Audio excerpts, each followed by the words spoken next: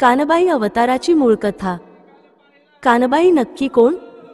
कानबाईचे जन्मस्थळ व कानबाईच्या उत्पत्तीची कथा। कानबाई यांचा अवतारालाही 9000 वर्ष पूर्ण झाले। कानबाई नेमकी कोण? तर सप्तशृंगी अवतारातील 40 शक्तिपीठातील एक मुख्य भाग। महिषासुराचा वध करून धड वेगळे होताच शिर सोलतच आले।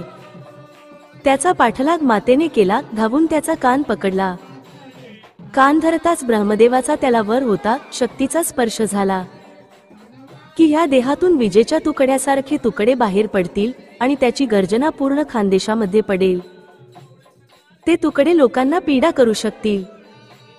तर मातेने कान धरताच कान दळासहित उपटला।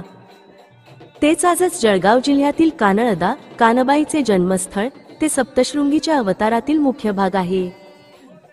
म्हणून बाबांनो, माझ्या खानदेशवासियांनो, माता कानबाई कोण आहे?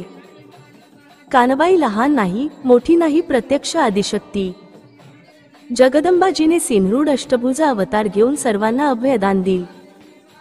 ती प्रत्यक्ष माता पार्वती सिंहरूढ अष्टभुजा अवतारामध्ये घडलेली ही लीला त्यातले हे मुख्य भाग कानबाईचा आहे।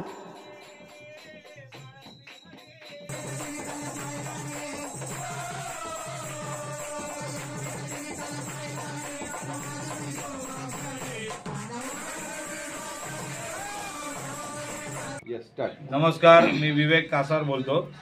मी साईधाम कॉम्प्लेक्स सटाणा नाक्यावर राहतो। आज कानबाई उत्सव आहे। हा पारंपरिक सण आहे। गेल्या अनेक वर्षापासून हा सण आमच्या कुटुंबामध्ये साजरा होत असतो। खास करून हा आपल्या खानदेशामधला अत्यंत महत्त्वाचा सण म्हणून हा मानला जात असतो। आणि या दिवशी सर्वांकरता आपल्या जे कुटुंबातले किंवा कुळातले जे असतात त्यांच्याकरता रोट केले जात असतात। आणि हा एक दिवसाचा उत्सव असतो। हा आजच्या दिवस आमच्या दिवसभर कानबाई करता जागरण असतं आणि उद्या भजन असतं आणि उद्या यांची एक सांगता असते। अशा रीतीने हा कानबाई मातेचा उत्सव आहे। मी कानबाई मातेच्या चरणी एकच सांगेन, या संपूर्ण देशामध्ये, आपल्या राज्यामध्ये, आपल्या जिल्ह्यामध्ये सर्वत्र शांतता पसरो, हीच मी या ठिकाणी सर्वांचं आरोग्य चांगलं राहो, हीच या ठिकाणी मी प्रार्थना करतो। आणि या ठिकाणी तुम्ही आम्हाला या ठिकाणी बोलण्याची संधी दिली त्याबद्दल धन्यवाद। कानबाई माता की जय।